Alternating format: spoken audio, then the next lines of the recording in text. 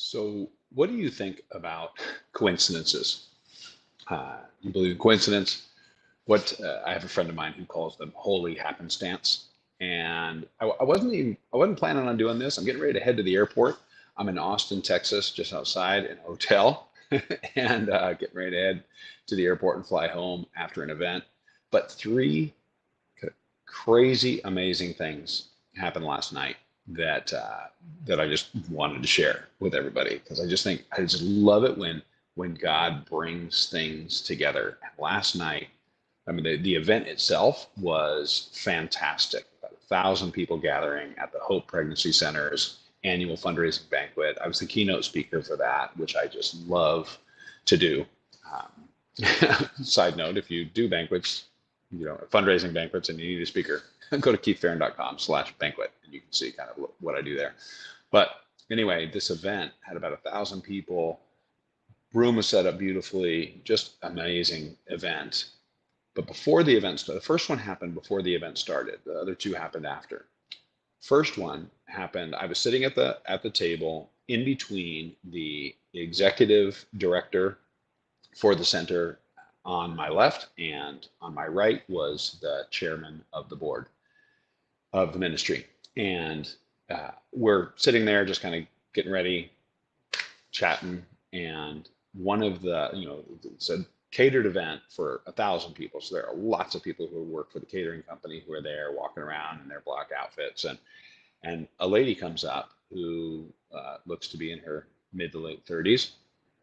And she taps Carson, the chairman, on the shoulder and says, "Hey, I just wanted to let you know." She says hi, and he says hi. And she says, "I just wanted to let you know that a little over 19 years ago, I walked into the center as a scared person with an unplanned pregnancy and came in as a client, and just was loved on there, was served there, was counseled, was just loved and embraced."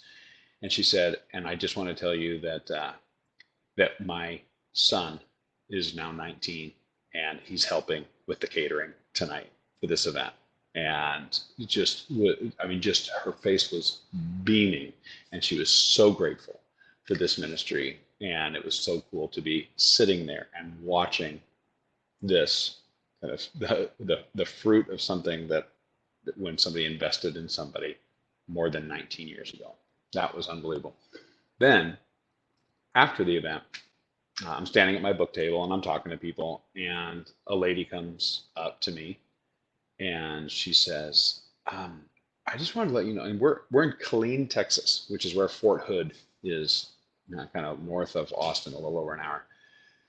We're we're in Killeen, Texas. This lady comes up to me and she says, "Hey, you spoke at an event that we hosted. We brought you in for an event for some potentially adoptive parents in Shelton, Washington, which is out on the peninsula of Washington State, a couple thousand miles away from where we were standing." And she said, "And this was an event where we actually only had like 2 or 3 people showed up, and we were super embarrassed, and you did the event, but you told us you weren't going to charge us. And what you shared that night, and then we just remember that, and that was just such a huge blessing to us. And I just wanted to come tell you, and oh, by the way, this is my daughter, that we were in the adoption process, and she's this lovely, young, kind of tween, probably middle school, probably about the same age as my daughter." And was able to give her a hug and talk with her for a little bit. And then 15 minutes after that, a gal comes up, I'm guessing late 30s again, and she's there with her husband and her 3 kids. And she says to me, "So have you ever been to Germany?" And I'm like, yeah, the chaplaincy of the military brought me over to speak both to the enlisted folks and on some chapels and then to some students and whatever. She goes, "I was one of those teenagers that you spoke to years and years ago in Germany." And she went on to mention two of the different stories I told that night, and just kind of how it changed how she reads the Bible. And now and so I pointed at her oldest son, and I said, "So this is your husband and your kids now?" And she said, "Yeah," which made me feel old. But then I pointed at her son, and I'm like, "So I met you when you were like his age?" And she goes, "Yeah, probably about right, because it was, I don't know, got to be close to 20 years ago or something like that." And it was just this amazing thing. I drove home, and the event was fantastic. The ministry is amazing. What an honor to partner with them.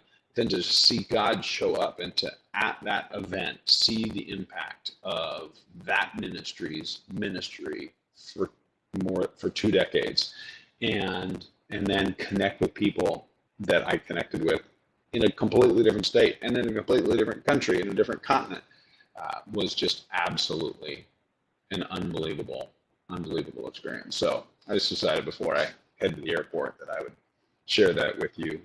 Just take notice when God is doing little things and bringing details together. And just, like I mentioned at the beginning, I have a friend who doesn't call them coincidences. He calls them holy happenstance, because oftentimes it's when God's at work. All right, everybody, have a great one. I will talk to you later. Bye.